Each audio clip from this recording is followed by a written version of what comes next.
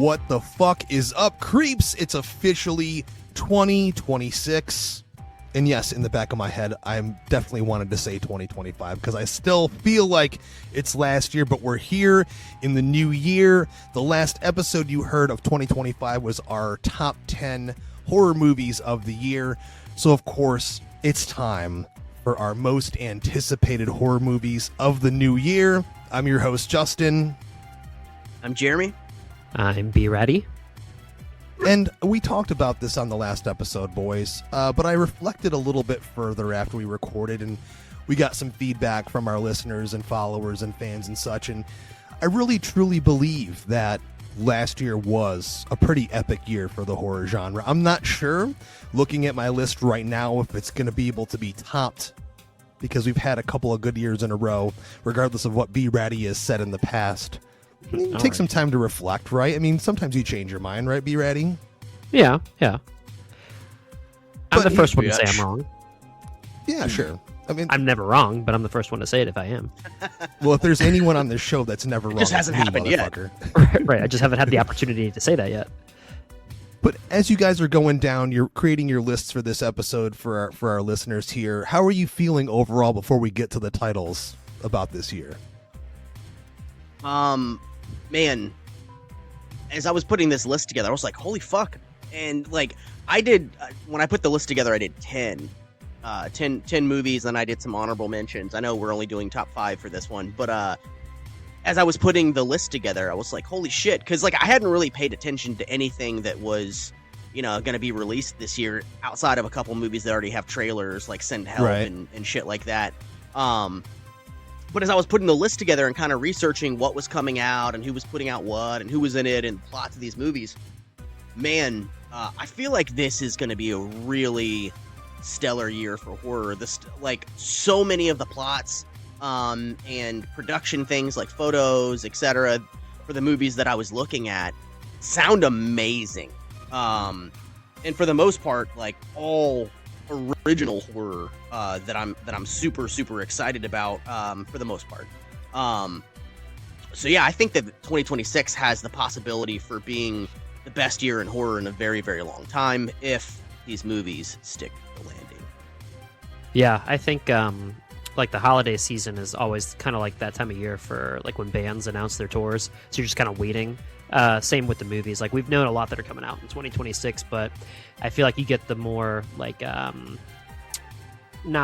don't want to call them mid-tier because of their quality, but just, they're not like the big blockbusters, the big name films. You start seeing these other ones start creeping out, and you're like, all right, this is interesting. But looking at the list too, I was pretty impressed with how many of them I was excited about, or at least look forward to. So I'm hoping it's a good year for it.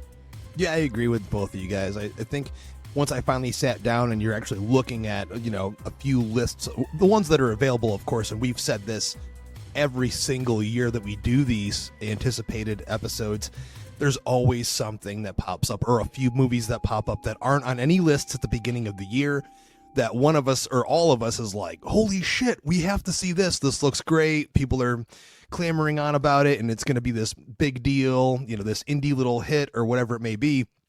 So, of course, our lists are just solely based on what's available right now that we know is coming out, or at least that is scheduled. That's not to say some of these movies might move, later in the year or maybe even to next year. That can happen as well. So we're here. It's time for horror. I'm fucking ready to go for this shit.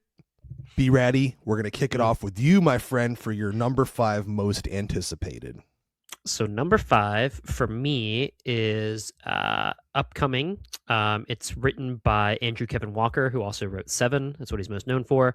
But Psycho Killer. I don't know if you two have heard of this one. Absolutely. Psycho Killer! Exactly, yeah. Man, the trailer looked awesome for this. Yeah, so it's got Georgina Campbell, who was in wow, I'm blanking. We just talked about it. It's not it must be the flu medicine I'm on. It's okay, but she dude. was, you know what I'm talking about? She was in with Bill Skarsgård. Oh my god. not weapons, barbarian. Wow, Barbarian. there we You go. There you go. There There's you go. all the fucking Mucinex coming up in my Listen, system. dude, I'm on cold medicine as well right now, so don't feel bad. This fucking C4 energy is just keeping me alive.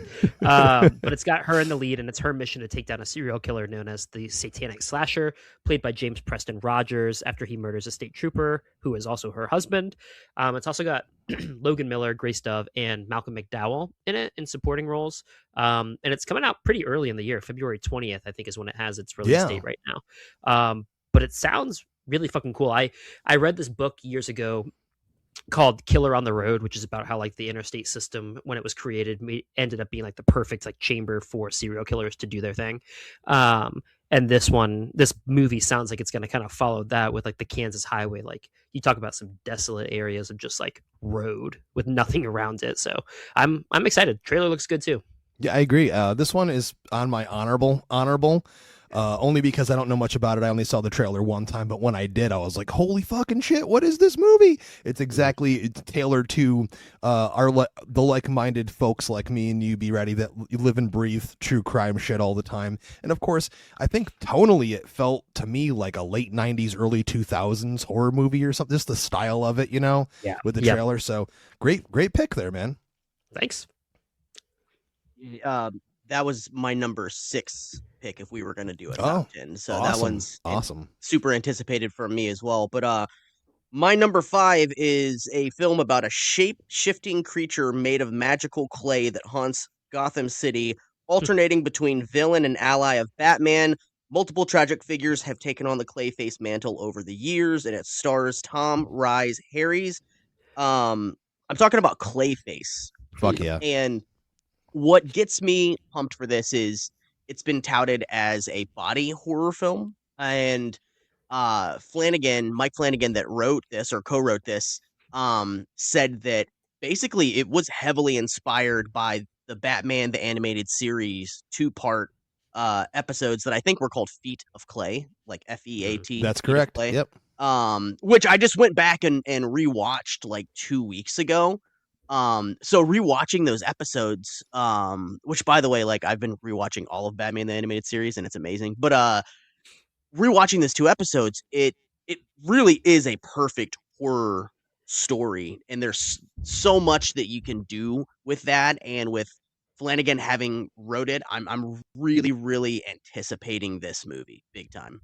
Me too. Absolutely. Being a massive Batman fan, it's definitely showing up on my list a little bit later. I think it's a really interesting choice to... you got to give Gunn some credit, man. Like, obviously, he kicked things off big with Superman to kickstart the DCU, but then allowing like a movie like this to be made, like let's do this. I was definitely one of those people that thought making the Spider-Man villain movies at Sony without Spider-Man were slightly stupid. But a movie about Clayface could lead into some cool stuff in the DCU, and obviously it could lead to the beginnings of his version of Batman that we're going to see, whether it's Andy Muschietti who's going to do it or whoever at that point. So, amazing pick, dude. Wonderful pick. Thank you. My number 5 is coming from Maggie Gyllenhaal. It's another take on The Bride of Frankenstein, starring Christian Bale, ex-Batman himself, and Jessie Buckley as the Bride of Frankenstein. And which looks like to me like a Bonnie and Clyde reimagining of James Whale's classic horror movie. It just looks stylistically like up my alley. I think it looks really cool. Definitely slightly different than what you would expect. And also, I'm putting this on the list just to be a giant fuck off to all the people that are like, it looks like Jared Leto's Joker or like Bill Skarsgård's The Crow. It doesn't, just because he has tattoos, dude. He's made up of different pieces and shit that they, like, come on, who gives a fuck at this point? I go to the gas station. You're the minority in there if you don't have tattoos. So who cares if the character's tattooed or not at this point? Mm-hmm. But I just think that the cast looks wonderful. I liked the trailer a lot. It just looks visually exciting, so it's something that I'm like, hell yeah, and it comes out in a few months. So The Bride in March 6th is my number 5. That's a good one. I will say, when I saw the first stills of it and I saw that they were kind of that Bonnie and Clyde gangster, I was like, oh, like my initial reaction was going to be like, I really hope this isn't going to be like a gimmicky kind of like they're all talking in like this awful Chicago accent. But I think to your point, like if he's Frankenstein's creature and he's made up of all these different parts of these bodies, like it makes the most sense that he would have tattoos because most likely when you use body parts, they're gonna have tattoos on them. But I'm super stoked for that one too. So great pick. Thanks, man. Appreciate it very much. Yeah. Right on to you for your number 4. Well, I don't think this one's going to be any surprise because as one of the 2 resident massive Scream fans, I have to put Scream 7 on here as my number 4. And it's a little higher than usual for me for a Scream film, but call it what you want. Call it Scream fatigue. Call it some wariness about how they had to go through a lot of different hoops to get to this one. But a Scream movie is going to be in theaters in 2026, and I will be there for sure. It's going to have Ghostface. The cast looks good. We're dealing with Sydney again, which is what we needed to do all along anyways. And now her daughter, and I believe they live in Indiana, and they're getting attacked by Ghostface. So it'll be cool to get a different location. Still not the Christmas Scream that I wanted, but maybe we'll get there with Scream 8. Kevin Williamson. They already have the fucking Ghostface mask with the Santa Claus beard and the hat when you go to the store. They could just do it. Yep. Do it. But Kevin Williamson being back in the director's chair, or back and then this time in the director's chair, I'm confident in his ability. I also hear they're bringing Matthew Lillard back, Scott Foley, and David Arquette. I'm sure that's going to be some sort of AI generated version of their characters. Absolutely. But yeah, I'm super stoked for it. So number 4 for me is Scream 7. Great pick. Definitely. Very nice. You know me. It's definitely going to pop up on my list for sure. Yeah. I talked about Scream 6 earlier today with one of my buddies, Curtis, and there was a video of a dude that he basically has this whole theory, as all the fans do about Scream 6, about who the killer is going to be. And this dude's video is really entertaining. You mean yeah, Scream 7. Sorry. Yeah. There's been so fucking many of them. I mean, let's be clear. Yeah. But he, this guy has a theory about exactly who the killer is, how it all comes into play. And he's like, they put so many breadcrumbs in these trailers and things that are indicative that this is exactly what they're going to do with it. And it all makes sense. I'll send it to you. I kind of, I preferred the Sydney-less Scream direction that they were going. It felt fresh to me, but here we are. They lost their new cash cows in Jenna Ortega and Melissa Barrera, specifically Jenna Ortega. But so welcome back, Sydney. I guess I don't know. I'll send that to you guys. Welcome back, Sydney. God, my number 4. I'll watch every single one of these in the theaters, but I bitch every time. Like, I don't really care about these movies very much, but I'm still there opening day, so I just of course need to you shut are. the fuck up. Of course you are. So my number 4 is about Irene Kelly, who travels through a parallel universes, repeatedly killing her daughter's murderer. As she becomes consumed by vengeance, her humanity hangs in the balance. This movie stars Jim Cummings, and it's called Redux. It looks fucking cool from just the description. Yeah, it does.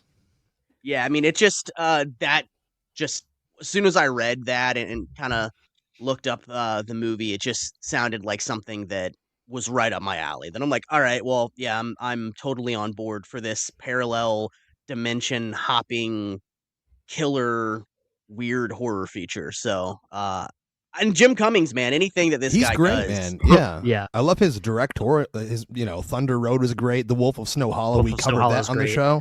So he's always great popping up and stuff. He just produced that Corey Feldman vs. the World documentary. He did. I had no idea he had anything to do with that. Yeah, he produced it, man. I watched a clip. He actually attended a Q&A for the documentary, and he produced that, man, which is so fucking strange. That is weird. Whenever you're ready, Jeremy, feel free to let me know. I can watch the damn thing and we can do a full retrospective on that trash heap of a film. Oh God, man, what a fucking character that Corey Feldman is. Did that guy pay for the photo? Echoes in my brain. So yeah, that's my number 4, Redux. Great pick. Yeah, dude. I'm excited for that one. My number 4 is a movie that, as of this recording, I'm going to be seeing it tomorrow, and it's a follow-up to a movie I loved last year. It's 28 years later, The Bone Temple. From this time, director Nia DaCosta, who's taking the helm on for the second installment in this new trilogy and picking up exactly where the previous film left off, following Jack O'Connell's Sir Jimmy Crystal and his merry band of evildoers, with young Spike, played by Alfie Williams, the kid who met up with him at the end of the last one, now under his wing. And of course, Ray Fiennes as Dr. Kelson, who I thought was the big standout of the movie. I've always been a huge fan of his. I mean, who the fuck isn't a fan of his? Every performance he's ever given is great. And right now he's in this era where he's, like I said in our review and also in my top horror of the year list, it's just great to see someone with that kind of gravitas and that kind of history and being a thespian like in a horror movie, which just goes to show they're going to take this movie that's going to be fun and wild and bloody and violent and all that, but also ground it with some great acting. So, super excited to watch that one. So that's my number 4, 28 years later, The Bone Temple. That's fucking Voldemort. It is. Dude, come on. I mean, that, and then even like Conclave, like from 2 years ago, whatever it was, he was brilliant in that. Like everything I watch of the dude, and he just I nails love him it. in the Grand Budapest Hotel, Wes Anderson's film. Dude. He's so fucking great in that. Yeah. But so, like you said, he can really take any role and just. I've make never, it I've 1,000 seen times some better. bad movies with him in it, but I've never seen him give a bad performance his entire career. Strange Days, I love that movie. I loved him in Red Dragon when his dick was getting hard when that blind chick was rubbing the tiger. Do you remember that? Dude, I remember that scene. I love yeah, of course I remember that scene. I remember watching that. I love Red Dragon, dude. I haven't seen Red Dragon in years. Well, now Dude, you have a that's my reason to watch favorite. it. That's my favorite of the Hannibal Lecter movies. I think it's fucking incredible. Can you guess mine? And it's not Silence of the Lambs. Manhunter. Yep. Yeah. Nice. I like Manhunter a lot. But I think that's Red Dragon is one of its time, that like early 2000s like kind of red hue on everything. And Edward Norton with his fucking bleach blonde hair. Of course, dude. I mean, he's great in it. I don't think there's a bad one of those. I think they're all, except for, wait a minute, wasn't there Hannibal Rising? Hannibal Rising. Okay. Yeah. Maybe I was Yeah. wrong there. Yeah, I spoke maybe too not soon. that one. I never even watched that one. I was like, well, that looks like trash. I'm just gonna skip that. But I will always It was. contend that the best interpretation of Hannibal in general, though we're going off on a fucking tangent, is the show, which is one of my favorite things Oh, ever made. yeah. So, Yeah. For sure. Yeah. anyways, But I do like Ray Fiennes as the Tooth Fairy. I think that's great. yeah. There you go. Anyways, so my number 3 is a how do I say this? I'm just gonna go for it. It's Hokum. Okay. So the new movie the new horror film starring Adam Scott from Damien McCarthy, who did Oddity and Caveat, and Oddity, man. I mean, Justin, I know you saw that in the theaters and you were singing its praises. I fucking watched that loved it, home one night and our dude. power started going out. Jeremy, did you ever see Oddity Man? I fucking still haven't, man. I Dude. really Oh, need God. to. Yeah, I mean, that's definitely one to watch in pitch black fucking darkness. Yeah, like turn off all the lights. And this one sounds like it's going to be like in the similar vein. So it's set in Ireland, but an author travels to a remote part of Ireland to spread the ashes of his deceased parents, unaware that his rented accommodation could be haunted. I feel like this dude knows exactly how to make a really good supernatural haunting film. And he's really great with his use of the darkness, as its own character, where there's just something out there unsettling. Could not You agree can't more with see you. it, Yeah. but it's there. It's almost like the first Conjuring, when they're just looking at the corner of the room and you're like, you don't see anything, but you're like, there's something fucking there. That's like this the entire movie for Oddity. So I'm super excited for what it's going to be with this. And they've got Adam Scott in this, and Adam Scott has his horror chops, but also he's been doing a fucking great job with Severance. Like I'm So super good. excited to see what happens. That's definitely on my honorable mentions. Me too, yeah. Insane that trailer just popped up like a few weeks ago, and I was like, oh my god, Adam Scott in a horror movie by the director of Oddity, which again, I couldn't have sung the praises of Oddity more. Unfortunately, we never covered it on the show, which is my fucking mistake, though. A lot of our listeners will be like, it's never too late, dude. Before the new movie, just review it then, or do like an episode on it then. So maybe, Jeremy, we can all watch it. You can give it a shot, and we'll talk about it. I don't know, but I would love to see what he's going to come up with that one for sure. Yeah, and I think Neon has the rights to it now, so Neon coming out with potentially another good fucking hit. That means either they're going to invite us or they'll just ignore us entirely on it, but we'll see. Thanks, Neon. All right. Number 3 for me is about two colleagues who become stranded on a deserted island, the Yeah. only survivors of a plane crash. On the island, they must overcome past grievances and work together to survive, but ultimately it's a battle of wills and wits to make it out alive. It stars Rachel McAdams and Dylan O'Brien. It's directed by Sam fucking Raimi. I'm talking about Woo! Send Help, which man, I have a lot of favorite, tropes and story devices that I love in horror films, and one of them is people just being stranded and stuck in an impossible situation, and that's exactly what this is. The trailer looks incredible. Both actors are powerhouses in their own right. It's Sam Raimi returning to the horror genre and giving us a horror survival story.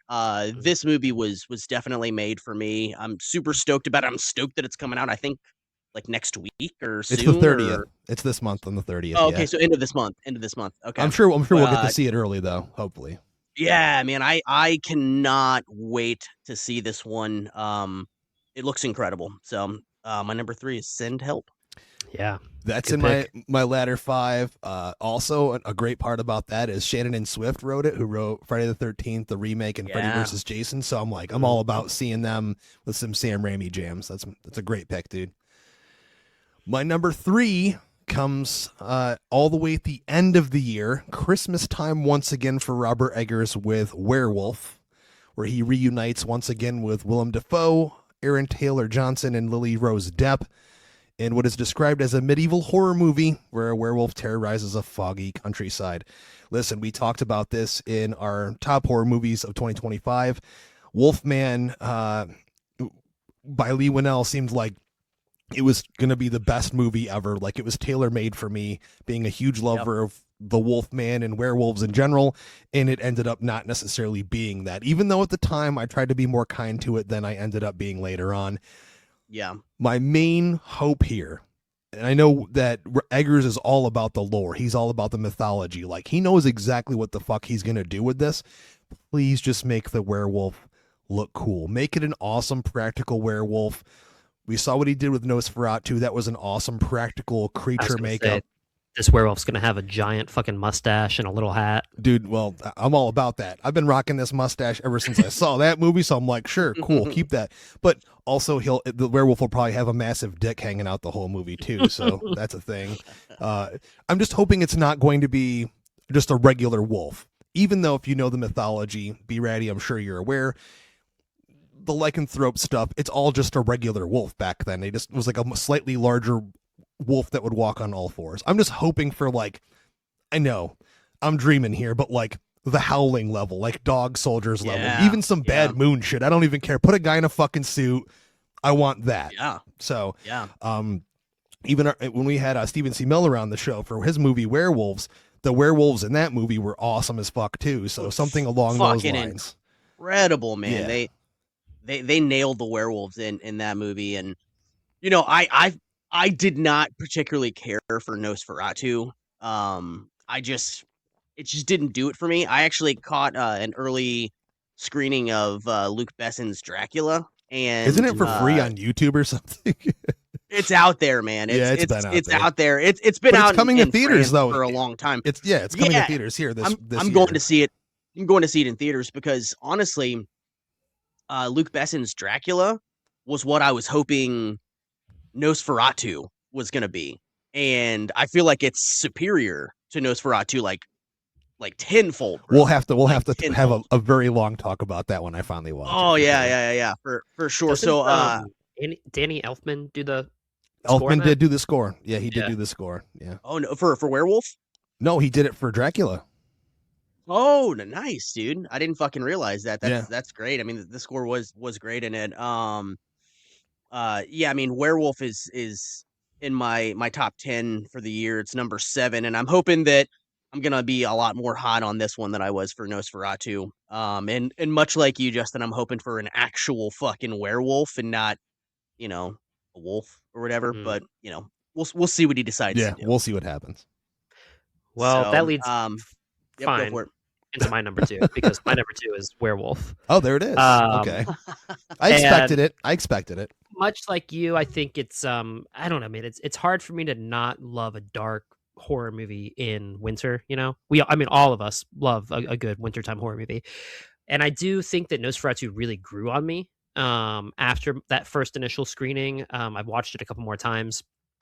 And I think that what I like most about it is that imagery, is that score, is the Eggerism, if you will, that he Sure. injects into his films.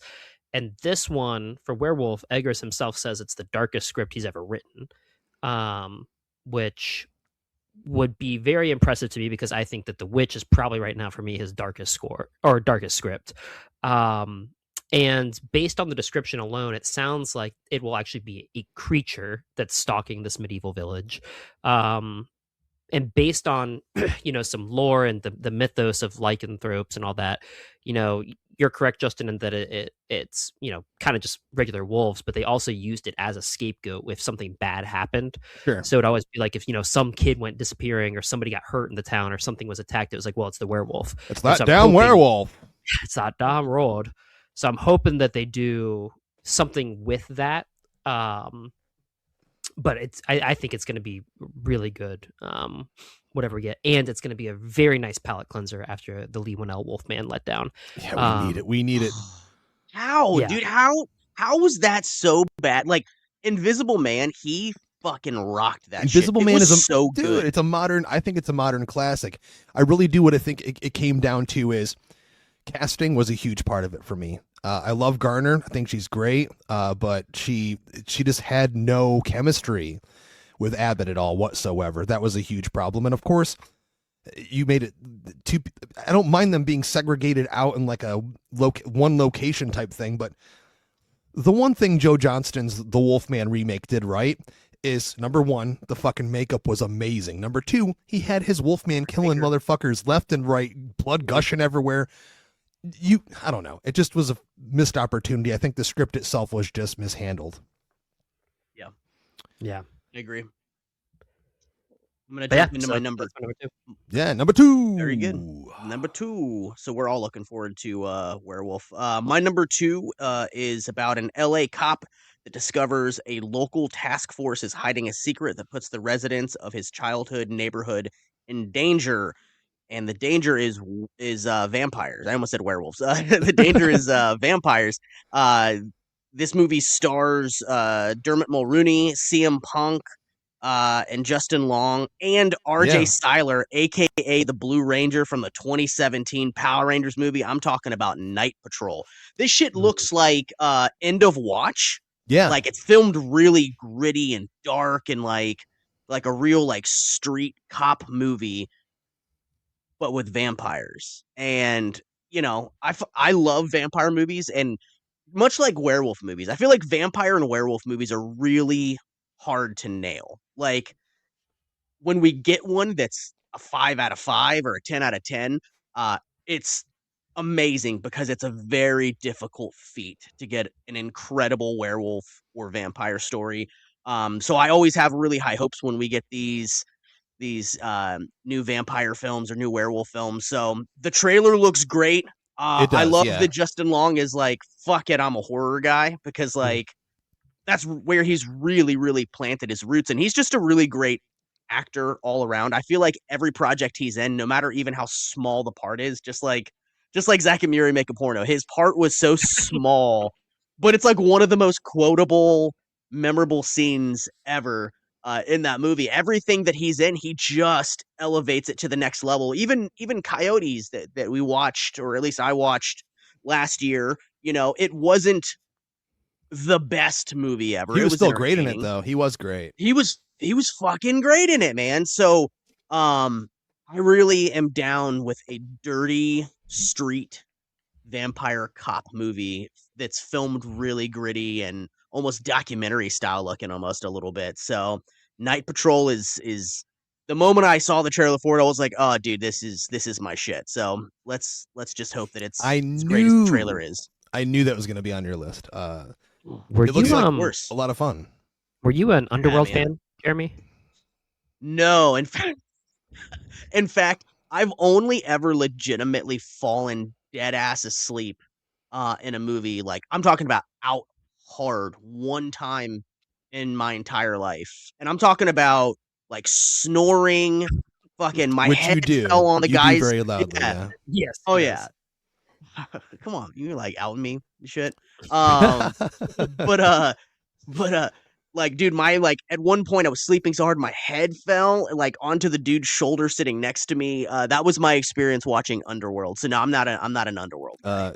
Kate Beckinsale back then in a black Yes. latex cat suit was enough to keep me awake. I'll say that much. Yeah, but, dude, she was smoke show. I like there's more than there's more than two. I like the first two of those I think movies. there's 4 now. Yeah. Dude, there's a shit ton of those. Well, there's Underworld one. I think movies, that man. they did a third one without her, and then she came back for the fourth or something because now Yeah. you know, she hasn't done like a big The movie. third in one is years. like a prequel Yeah. of sorts. Yeah.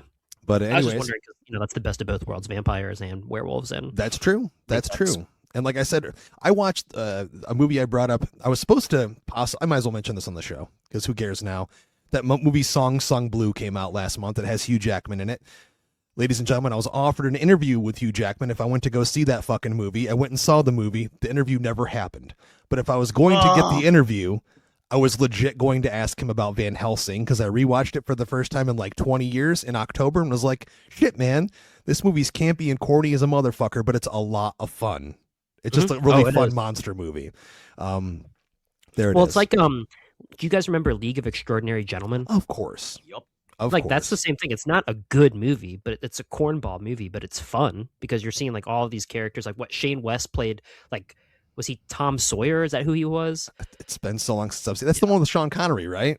I was about to say, I think that was Sean Connery's last movie. I think it was. Yeah, it was. And I'm pretty sure he hated making that movie, but That's probably why it was his last movie. He's like, I'm done with this shit. well, I'm done with this shit. Time to punch Phantom a of the lady. Opera was the bad guy, but it wasn't really the Phantom of the Opera. It was I liked it. It was cool. of course, that's what you were allowed to watch when you were a kid. So you're like, this is my favorite movie, Daddy. Can I watch it again? I have my own mask, my own cape. He's like, watch out for my penis when you run past me. Here it is. Here it comes. My number 2 on my 2026 most anticipated horror movies is a movie that Jeremy already mentioned. It comes out in September. Obviously, I have to have this on the list because Batman is my shit, and they're making a body horror movie based on one of the most iconic Batman villains that's never been truly portrayed in live action on screen. With a written by fucking Mike Flanagan. Of course, Clayface is going to be on my list, so it's really high up. I followed it pretty closely. My good friend Alex at DC Film News has given me a few little tidbits here and there, but I don't want to be spoiled by any means. They were doing their best to maintain and control the set photos that were being seen in terms of the makeup and him being bandaged and all that stuff. So I'm really looking forward to the practical makeup effects, which I've confirmed they're doing practical makeup effects in the movie. I still don't know shit about the story, other than it's based on, like you said, Jeremy, heavily influenced by the Batman the Animated Series episodes, which I contend to be 2 of the best ever for that entire series. The Clayface episodes, because they're extremely tragic, they're violent, they're scary, and it's an adversary Batman has a really fucking hard time with. So really hope this leads into something with the new DCU Batman. I hope it's not a thing that's a one-off or anything. I hope the way that they build this together, it can eventually connect.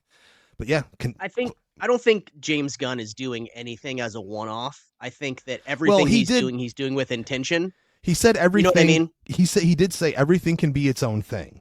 So that could be interpreted one way or the other, but he also said tonally, stylistically, things can be individual. Like Supergirl's going to be a totally different kind of movie than Superman.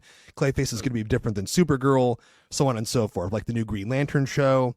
We'll have to see. I mean, I know Peacemaker is like totally different than everything else in terms of the tone and the comedy and how violent and obscene it is. So I'm all for it.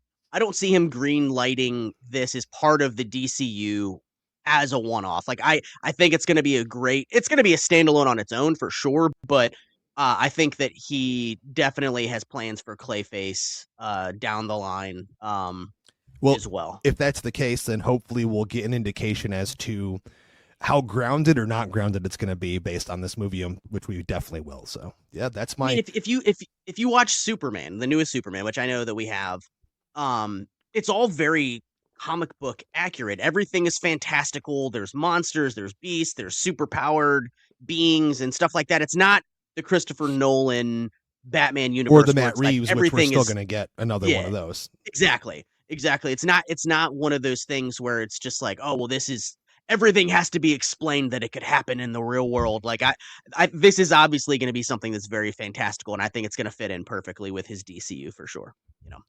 We'll see, but we are down to it. Also, while we're sitting here though, talking about most anticipated, Bloody Disgusting just dropped that there's a brand new Return of the Living Dead sequel aiming for a late 2026 release. I did hear about that. I did hear about that. Oh, dude, there's a teaser trailer that's been out for like fucking 8 months, dude. I think Devon Sawa is in it. Casimir Cash, Jolette, Kindly Hyman, and it's going to takes place in a small Pennsylvania town over Christmas, and it's set in 1985, 18 months after the events of the original film. Fans of the film will know not to expect to see any returning characters given their terrible fates in the original. This is not a reboot or a remake, but a brand new adventure, and it won't in any way trample the original film's legacy. Well, I mean, I'm there for it. I've seen Sawa tweet about it a few times. Yeah, there's a teaser. He's another guy that it's just like Justin Long, who's like, fuck it, I'm planting my roots, man. The horror shit is keeping me going. You know what I mean? Like, he did the Chucky series, obviously the Final Destination. He was in Hard Eyes last year as a cop. Hard Eyes last year, wasn't he in that Bruce Campbell Black Friday movie? Black Friday, he was in that. Yeah. Then he was also in Fred Durst's movie. What was it? The Fanatic. The Fanatic. With John Travolta. Fucking love it. Oh my god, with that it's so terrible, but it's so fun. But yeah, no, I think it's so cool that he's planting his roots in horror. But yeah, no, there's a teaser trailer that's out, and it's like a zombie, and it's like you don't see the zombie's face, you just see it from behind, and it's like dragging like a Christmas tree, I think, or something, and it's like super super quick. The only thing that had me worried about that little clip is like, I don't know, like it seemed like it was shot like way more like a horror film and not a horror comedy, which is what Return of the Living Dead is. So I'm hoping that it can still have the scare factor, but also the laugh factor. Because if you're going to make a Return of the Living Dead movie, it needs to have the laugh factor too. If we're talking about the sequel, that's a whole different animal. But the first one is legitimately scary, but also just as funny at the same time. So I definitely have to. 100%. We'll see if they're able to balance that out. But anyways, for my number one, I just saw that and I was like, oh, good timing. Number fucking one. My number one for the year is probably not as much of a surprise to you all as it is for me, because I thought it was going to be something else. But what it ends up being is the upcoming supernatural horror film serving as the 6th installment in this great film series, the 3rd standalone entry, Evil Dead Burn, by Sebastian Vanacek. I think I pronounced that right.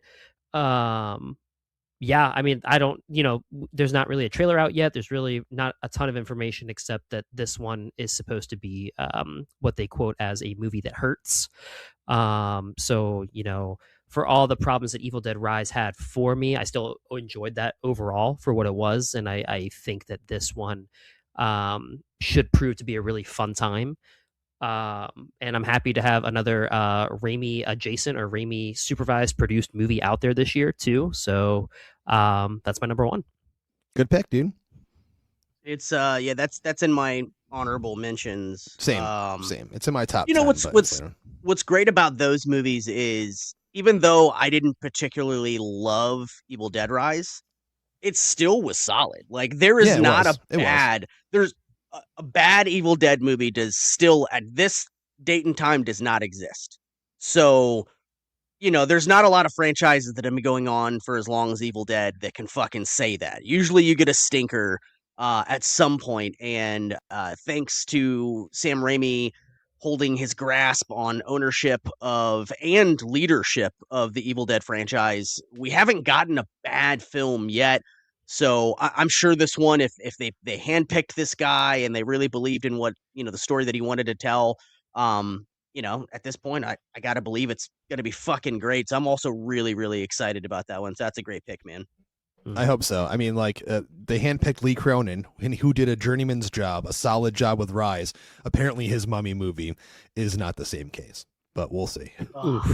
That's also, what's funny is that's in my that's my number 9 on my list is his Mummy movie, because in my lifetime I have not seen a scary Mummy movie. Like a straight up horror movie. I'm not talking about action adventure, Brendan Fraser franchise. I'm talking about legitimate horror, terrifying depiction of the Mummy. You got to watch Abbott and Costello Meet the Mummy. Terrifying shit, bro. There it is. Here we go. That's the I mean, I like the Mummy and Bubba Hotep, but so I'm excited at getting a Mummy movie that's supposed to be straight up horror, even though I know there's a lot of reports that it's not a Mummy movie, well. but we'll see. I don't want to spoil anything for anyone on here on the Insider Report stuff we've heard. So we'll see, though. Yeah, you'll have to fill me in because I don't know anything about that. So, but yeah, so that brings me to my number 1, which you guys know me. You know my wonky taste. You know the shit that I like. That it's the. I mean, dude, we heard your top flowing. 10. Yeah, we heard your top 10 a few weeks ago. Still so reeling we know. from that one. This movie. They haven't even definitively said what it's about, but there is a photo on the IMDb, and it is heavily speculated what this movie is going to be about. The very basic plot synopsis that has been released so far is a family in the 80s start to notice bizarre happenings in their neighborhood. The movie stars Anne Hathaway and Ewan McGregor, and it's rumored to be about dinosaurs in this neighborhood. And it is directed and written by Robert David Mitchell, the director of It Follows. But, bro, takes place in the 80s. Suddenly, randomly, there's dinosaurs in this neighborhood. And it's directed by the guy that made It Follows. Okay. Sign me the fuck up. Where the hell in the world did you... I didn't even hear about this. I didn't see a single thing about this. This movie is called Flowervale Street. And again, it stars Anne Hathaway and Ewan McGregor. And if you go on the IMDb, I found there is a picture. There's a picture that shows like a brontosaurus or a brachiosaurus. I see it now. Far away. I don't know if it's a legit. I mean, it's on the IMDb, so I would assume that that's a legit thing. Well, anyone can update that usually, but yeah, I see it. Yeah. So, yeah, man. I don't know. Like, Primitive War last year was dinosaurs in Vietnam War, and it's like I really dig like straight up horror stories with dinosaurs. Jurassic Park is one of my all-time favorite movies, and I consider Jurassic Park to be a horror film. It's fucking horrifying. It's horrific. So you're gonna give me a movie set in the 80s in a neighborhood where all of a sudden there's dinosaurs. I'm in, dude. I'm in. That sounds fucking amazing. It sounds like it was like catered and written just for me. So I'm really looking forward to Flowervale Street. Yeah, that's amazing. Oh, yeah. I seriously hadn't heard a thing about that, and I usually, keep track of this shit pretty well. I'm just excited to hear more about like when the fuck is It Follows 2 coming, because they announced that shit like 2 years ago, but we'll see what happens. Yeah. Didn't they film that? Have they filmed it? Last time they asked Micah Monroe, she gave an update. It has not been filmed. So because it's called They Follow, right? Yeah. We'll see though. Yeah, that's that last I heard at least, and that was she did press for I think that The Hand That Rocks the Cradle earlier last year. We'll see. That movie already come out? Yep. That's on Hulu. Yep. Damn, I gotta watch that. Shit. But we're down to it. So my number 1 is no surprise. I think anyone that listens to the show, anyone that's on the show, come on, guys. What's your guess? What is it? Scream 7. Yep, there it is. I agreed with Jeremy as well. I did like the Nev Campbell list or the Sidney list Scream movie that we got for 6. I was pretty high on that, and I really liked 5 as well. I've never hated or disliked a Scream movie. I have my favorites, and I've got my ranking and such, and our good friend Ryan C. Showers can attest to that. But there's just something about seeing Sidney back at the forefront, Kevin Williamson behind the director's chair, really taking ownership over this thing that he created back in the 90s. There is no more Wes Craven, and I don't think there's even a modern equivalent to him. A lot of people have mentioned Jordan Peele and a few other names. I think they all have their own sensibilities, but there is no modern Wes Craven. And even Wes's last attempt at a Scream movie with 4, as much as I like that movie, I don't think it was Wes's best take at the material.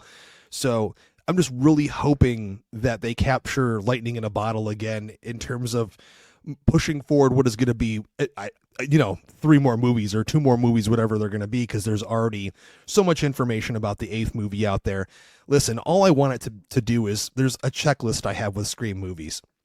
They don't have to be a modern masterpiece. And let's be very clear, nothing will ever top the original, or even some people like the second or third movie more, but the ones that we got in the 90s, nothing's going to top those. It's not happening. I know that there's a lot of younger people out there that their favorites are 5 and 6, and all the power to you. Ugh. Like I said, I liked something about all of them. But, like Brady said earlier, this is kind of like what we should have gotten in the first place. Radio Silence took their hand at it with 5 and decided to make the story what it was.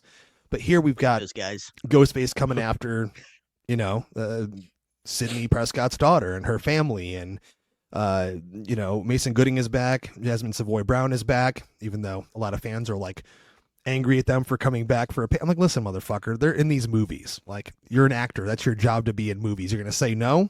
No, I don't think so. Not only that, man, but when it's your career, right? How many times have you guys worked with somebody that you really fucking like, that something goes down within the company and then they're out? You don't quit your job because of it. Yeah, you don't quit. You don't. So like, this is your career, it's your livelihood. I think so, it's a generational silly thing, Jeremy. I think we come from a different generation and a different time frame where we have different ethics and different morals, and when it comes to like your fucking family and your well-being, like, sorry, I'm not going to quit my job over anyone's political opinion. I don't give a shit what it is. 100%. That's just me. But that aside, unless you're Jenna Ortega and you can literally pick to do whatever project you fucking want, then you have a little bit of fucking ability. She's getting the money, man. She's getting the money, but other than Wednesday, nothing she's done post Scream has really done that great. So, but that's a whole conversation for another time. I want to see more Scream. I don't care, man. It's been a few years. Like you said yourself, I'll always be there. Like in the 80s, if you were a horror fan, every Nightmare on Elm Street that came out, you went to it. Every Friday the 13th, you went to it. Halloween, whatever, fill in the blank. I'm going to go to this. I'm a big Scream fan, so that's my number 1. Yeah. And we might as well go down the list for our other honorable mentions and such, so be ready. Sure. Where would you go from your 6 to your 10 on your list? 6 would have been Ready or Not, Here I Come. Awesome. Which I'm super excited for. I mean, the cast Silence stacked to Sarah Michelle Gellar, David Cronenberg, Elijah Wood, Kevin Durand, and also Samara Weaving returning. And it's supposed to pick up, I think, like minutes after the first one did. Yeah. So I'm excited for that one. I thought that the first one was really fun. It's definitely on my rewatch list every year. So I'm hoping we'll get some good stuff with that. 7 is Undertone, which is coming out in March, which is a paranormal podcast. Host finds more than she bargained for when she moves into her dying mother's house to become her primary caregiver. It's listed as a slow burn liminal horror film with nobody really of any big name in there. So I'm excited for that. I hope that it's going to be what Shelby Oaks should have been for me. So, we'll see. 8 would be well, it's I don't know if it's really horror, but survival horror. Apex. Have you two heard of this one? With Yes. Charlize Theron and Taron Egerton. Basically, it's described as Free Solo meets Silence of the Lambs. Theron's a rock climber being hunted by a killer played by Taron Egerton, and it's directed by Baltazar Kormacor. And written by Jeremy Robbins, who did the Purge television series. Eric Bana also shows up in it. And then, Jeremy, I think you'll like this one because you really sold me on sharks and dinosaurs and all those creatures last year. But Deep Water, comes out in May. Doesn't Rennie Harlan have Uh, something to do with this? He is the He director. directed, Yeah, right? that's right. Yeah. Yeah. Yeah. And it's got Aaron Eckhart, Ben Kingsley, Molly Wright, Angus Sampson, Kelly Gale, international passengers en route from Shanghai to Shanghai from LA find themselves in shark-infested waters in a new shark thriller from Deep Blue Sea director Rennie Harlan. And then Yeah. number 10 is one that I'm probably going to regret putting on this list because its last entry also made me regret it. But it is the new Exorcist movie, and I'm blanking on it right now. Is it Believer? No. No, that was the one last that came out. Yeah. I didn't even new see. I don't this- think that have they released a title for it? Maybe not. I think it's Untitled Exorcist sequel. I didn't even see that it was coming out this year, but okay. I thought it was coming out this year, wasn't it? I didn't see that. I but believe so, yeah. Maybe it is. It's not on Yeah. any list that I saw, but maybe it is. Sometimes they don't, until because they haven't even started filming that yet. Mm. Well, that's what I have because I think it's still listed as 2026 right now. So Well, fair enough. Very Um, fair. I, despised everything about that last film. And this one, I have a lot of trust that I put into Mike Flanagan, and he really hasn't let me down yet. Yeah, Untitled The Exorcist, There it Mike is. Flanagan Yeah. project. And we just found Yep. out this like a basic, not even a synopsis, a basic description of what it was going to be last week or whatever. So Yeah. Oh no, actually, you guys are right. It got removed, so it's not 2026. oh anymore. well. Okay. But anyways, I'm gonna go with that one. And then if you wanted to, I could put Bone Temple in there instead. I am excited for Bone Temple, but for some reason it's kind of fallen off my radar. I know we're going to see it as of this recording tomorrow, but I'm holding out hope for it. But it still made the top 10. So if Exorcist stays on for 2026, it'll be that. Scarlett Johansson's going to be in that. I'm not sure how I feel about that, to be honest, but it's Mike Flanagan again, who can do no wrong for me. So that'd be my Nice. back five. What about you, Yeah. J-Dog? Number 6 is Psycho Killer that we talked about that has Malcolm McDowell in it. Police officer tracks the killer after her husband. It sounds amazing. Number 7 is Eggers Werewolf. Super curious on that one. Like I want to see what he does with it, and I hope it's again better than Nosferatu because I wasn't a big fan of that. I know you dug it, Justin, but was not for me. I mean, it's not one of my favorites of all time or anything. I like it a Yeah. lot. I don't even love it. Yeah. Number 8 is Zach Kreger's Resident Evil. Oh fuck yeah, me too. yeah. Me I don't too. see I don't really give a shit about those movies. or the games. But that's what Alright. I meant. That's what I Games meant. are Yeah, yeah. I don't really give a shit about the Well, because games those I'm movies, not a except for gamer. the first one, are Oh terrible. no! I meant what I said. I don't give a fuck about those movies. Okay, You know what I mean? There Like you go. those Resident. I liked the first one. I do liked like the first one movie too. Yeah. because it felt more horror centric, and then it went off the rails or whatever. But with how amazing Weapons was, Oh yeah. I'm like, I want to see. And dude, it stars fucking Paul Walter Hauser, fucking Stingray from Cobra Kai, and he's an incredible fucking actor. So I want to see what he does with this, and it sounds like he's telling like a very secluded, like very tight, confined horror story. So I want to see I'm trying to see what that'd be like. So that's my number 8. My number 9, we talked about it, was Lee Cronin's The Mummy. I want to see that. I don't know. We'll see how that turns out. My number 10 is Apex. When an adrenaline junkie sets out to conquer a menacing river, she discovers that nature isn't the only thing out for blood. With Charlize Theron and Taron Egerton. Brady just talked about it. That sounds amazing. I love those kind of movies. Like, what was the Kevin Bacon one? Is it River Runs Wild? Is that what it's called? Oh yeah. Where it's You like talking about the Whitewater Rapids and all that. Is it Meryl Streep in that? She Yeah, is. dude, Yeah. the That movie's- movie- he's terrifying in He's that dope movie. as fuck. Yeah. Yes, dude. Bacon plays a great villain, but so this kind of reminded me of that a little bit. And then my other little honorable mentions is Evil Dead Burn, Scream 7, Hokum, and Return of the Living Dead. So we'll see. Sweet. Alright. And number 6, already mentioned, it's Sam Raimi's Send Help. Super pumped for it. Just didn't make the top 5.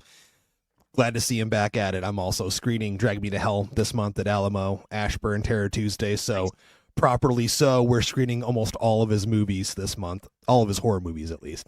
So number 7, Brady mentioned it, Ready or Not, Here I Come. I really enjoyed the first one. We're glad to see Samara Weaving back. And of course, we're going to have Catherine Newton in this shit right next to her, right by her side. Sarah Michelle Gellar, just a great cast here. Elijah Wood too, hells yeah. And David Cronenberg, like how in the hell, why in the hell, but yes, please. It's better to see him in this movie than any more of his boring ass movies he's been making the past couple of years. So that's cool. Number 8 is right where Jeremy said, Zach Kreger, after he did Weapons, I want to see everything and anything. Can you guys believe that Amy Madigan's been winning all these awards for her performance as Aunt Gladys? I honestly think she has. Well deserved. I mean, when I got the WAFCA stuff to vote for, I of course voted for her and I voted for Weapons, but it's entirely possible. I mean, she's definitely going to get an Oscar nomination, which for horror is fucking awesome because it's a terrifying character. But anyways, Yes. like the first Resident Evil movie, the other ones are garbage. And of course, the games, though, I grew up playing those with my sister and she's a huge fan. So we'll see what he does. Number 9 is Evil Dead Burn. Always down for more Evil Dead. And number 10, not mentioned at all on this, even though more along the lines of comedy, these are movies that I love and adore. And in June, we're getting another one. It's Scary Fucking Movie 6. I can't wait to see what they're going to Nice. do, what they're going to lampoon, what they're going to spoof. That is it, ladies and gentlemen, for our top most anticipated horror movies of 2026. If it is your first time listening to the Epic Film Guys, thanks for checking us out. If you're a long time listener, thanks for sticking with us in what I believe is our 12th year doing this shit since it started. I don't know. We're around there somewhere, but it's been forever. But thanks again. We're available on every single podcast platform known to man and at Epic Film Guys on social media everywhere where you want to find us. So until next time, I'm Justin. I'm Jeremy. I'm B Ratty. And as always, we like to ask you to keep that shit, motherfucking. Keep it creepy. Keep it Keep creepy. it creepy, motherfucker. Keep it creepy. Keep it creepy.